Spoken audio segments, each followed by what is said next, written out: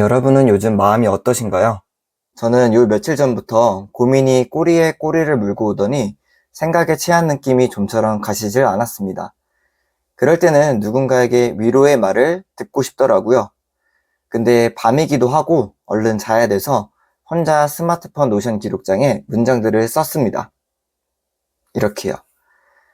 그리고 요즘에는 아마 저와 같이 지쳤거나 고민이 있는 분들이 주변에 많이 있는 것 같습니다. 그래서 오늘은 북튜버답게 지쳤던 제가 힘을 낼 수 있도록 도와줬던 책 한 권을 가져왔습니다. 바로 이 지칠 때 뇌 과학인데요. 사실 이 책은 쩌리였습니다. 원래 빌리고 싶었던 책은 우울할 땐 뇌과학이었습니다. 많이 들어보셨죠? 이유는 어떻게든 슬럼프를 극복하고자 도서관에 갔었거든요. 근데 우울할 땐 뇌과학은 없더라고요. 유명해서 그런지 아니면은 아마 저처럼 지친 분들이 꽤 많아서 그런지. 그리고 쭉 도서관 서재를 둘러보는데 제목 자체가 그냥 저를 불렀습니다. 지칠 때 뇌과학. 그리고 표지에 적혀 있는 이 문구는 확실히 저를 끌었습니다. 지친 뇌는 나를 위해 일하지 않는다. 아, 그래. 내가 지금 아무리 책 사업을 준비하고 다른 비즈니스, 마케팅 책을 읽어도 시간 낭비겠구나. 다른 책들은 다 제껴두고 이 책을 바로 읽기 시작했습니다. 아, 소개하기 전에 제 책 추천 선정의 기준을 먼저 말씀드리면 언제까지나 저에게 찐 도움이 되었던 책입니다. 그렇다고 여러분께 정독을 권하진 않아요. 왜냐하면 저도 1페이지부터 이렇게 한 글자 한 글자 읽는 책은 정말 드물거든요. 그래서 이번 영상으로 제가 이 책에서 얻었던 도움들을 최대한 쉽게 여러분에게 나눠드리도록 하겠습니다. 네, 이 책에서 얻은 핵심 3가지를 바로 말씀드리겠습니다. 첫 번째, 마음 상태를 글자로 표현해야 합니다. 내가 만성 스트레스였구나. 두 번째, 체내의 화학물질을 의도적으로 바꿀 수 있습니다. 세 번째, 앵커링 효과를 사용해야 합니다. 책에는 제가 포스트잇 붙여놓은 것처럼 좋은 문장들이 꽤 있었는데 저에게 실질적으로 도움을 준 3가지를 소개해 드릴게요. 첫 번째입니다. 내가 만성 스트레스였구나. 저는 거의 365일 에너지가 있고 긍정적이라서 주변에서 저를 보면 항상 친절하고 침착하다는 말을 자주 들었습니다. 그랬던 제가 무기력증에 빠지니까 오히려 더 당황하면서 제 상태를 전혀 파악하지 못했습니다. 뭔지를 모르니까 제 상태를 그냥 틀렸다고만 생각했습니다. 이걸 정답으로 고쳐야겠다는 생각을 했어요. 근데 우리가 감기 증상이 살짝만 와도 내과나 이비인후과에 가면 의사가 진찰을 해줍니다. 그리고 병명을 확실히 얘기해줍니다. 목감기입니다. 제가 갖고 있는 병의 명칭, 목감기를 아는 순간 할 수 있는 해결 방법도 구체화됩니다. 1번, 물을 자주 먹는다. 2번, 가습기를 튼다. 3번, 약을 먹는다. 근데 마음이 조금 힘들 때는 어디 갈 데가 없더라고요. 정신과 병원에 갈 정도는 아니고요. 누가 제 마음 상태를 정확하게 진단해 주지 못하니까 이 문제를 해결할 수 있는 방법도 알 수가 없었습니다. 그저 아까 보여드렸듯이 노트에 스스로 마음을 그냥 적고 다지기만 했었죠.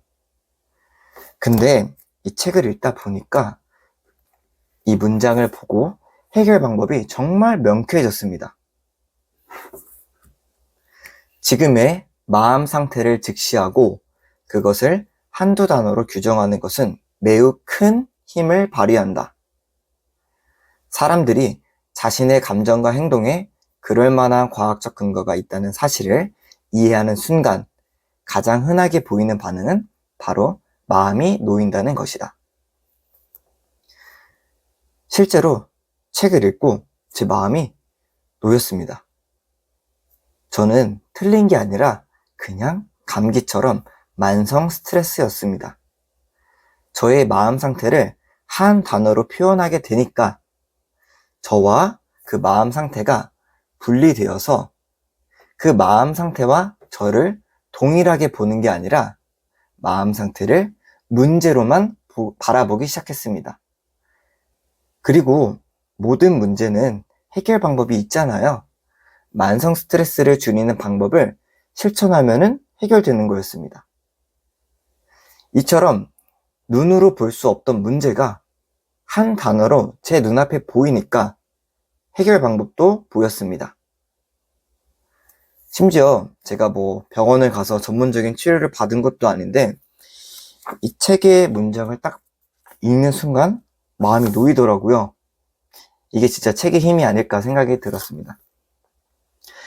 네, 제가 만성 스트레스인 거를 알게 된 거는 그 체크리스트가 나오는데요. 여러분에게도 잠깐 화면에 보여드리겠습니다. 혹시 나도 만성 스트레스인가 점검해봐도 좋을 것 같아요. 네, 책에서 얻었던 첫 번째 도움은 바로 지각하기였습니다. 머릿속에 떠다니던 문제들을 하나, 두 개의 단어로 만들어 버리는 건 걱정 덜기의 첫 번째 방법입니다. 두 번째입니다. 체내의 화학물질을 의도적으로 바꿀 수 있다. 이건 세 번째와 연결되는 흐름인데요. 이 과학적 사실을 알게 됨으로써 얻게 되는 건 제 감정 상태가 어디 저 멀리 뭔가 잡을 수 없는 존재가 아니라 내 힘으로 바꿀 수 있는 화학물질이라는 것이었습니다. 그러면 제가 물리적인 어떤 방법으로 이 화학물질만 바꾸면 되잖아요. 책에서는 이런 문장이 나옵니다. 유익한 화학물질이 혈액에 분비되고 다른 사람에게도 긍정적인 영향을 미칠 수 있다. 제가 여러분 앞에서 이렇게 영상을 찍는 것도 에너지를 주는 화학물질로 인해서 여러분에게 긍정적인 영향을 주는 게 아닐까 생각이 들었고요. 그리고 저를 두려움, 실패 같은 단어를 만들어내는 이런 쓰레기 화학물질을 내보내고 용기, 도전 같은 단어를 만들어내는 좋은 화학물질을 스스로 가져온 게 아닐까 생각이 들었습니다. 그래서 화학물질 바꾸는 구체적인 방법이 뭔데? 라고 물으시면 책에서는 4가지의 방법을 알려줍니다. 책의 내용을 일부 읽어드릴게요. 하나, 관점의 재조명. 관심의 초점을 현재 벌어지는 일에서 전혀 다른 일 또는 같은 일의 다른 영역으로 보낸다. 둘, 재구성. 사안을 규정하는 틀을 재구성해보면 그 일이 전혀 다르게 보이기도 하고 기분도 달라질 수 있다. 셋, 재평가. 처음에 어떤 일에 부여했던 의미를 다시 생각해본다. 너무 이론적인 내용이라 확 와닿진 않아요, 솔직히. 핵심은 재조명, 재구성처럼 다시에 있습니다. 똑같은 일을 겪더라도 한 번만 더 다르게 생각하는 렌즈를 갖도록 능력을 기르는 게 중요합니다. 오로지 저의 멘탈을 위해서요. 네, 마지막 세 번째입니다. 앵커링 효과인데요. 쉽게 설명하면 이 하나의 생각이 나비 효과를 만들어 다른 생각들을 불러일으키는 효과입니다. 흔히 자기계발서에서 목표 100번 쓰기나 긍정학원이 이 효과를 얻기 위해서입니다. 아침에 나는 할 수 있다 라고 외치면 그 말에서 또 다른 긍정적인 생각을 가져오기 때문이죠. 생각해보면 제가 작년에는 차로 출퇴근하면서 매번 유튜브로 긍정학원을 외치면서 갔습니다.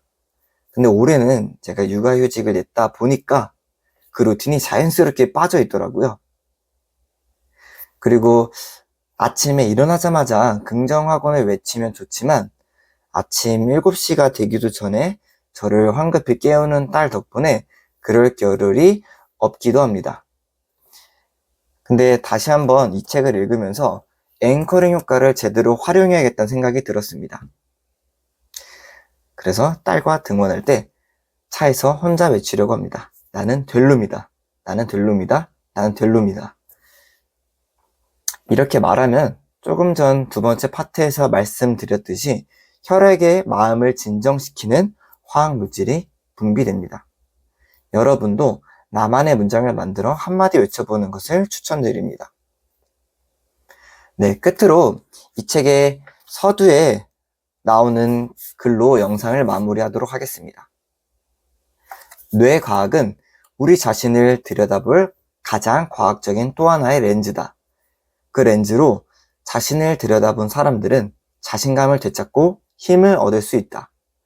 사람들이 자신의 감정과 행동에 그럴 만한 과학적 근거가 있다는 사실을 이해하는 순간 가장 흔하게 보이는 반응은 바로 마음이 놓인다는 것이다. 네, 오늘은 저의 첫 책 추천이자 책 리뷰 시간이었습니다. 어떠셨나요? 1분이 아까운 요즘 끝까지 시청해주신 분들에게 정말 찐 도움이 되었기를 바랍니다. 구독과 좋아요로 저와 함께 책 읽는 어른이 되어주세요. 감사합니다.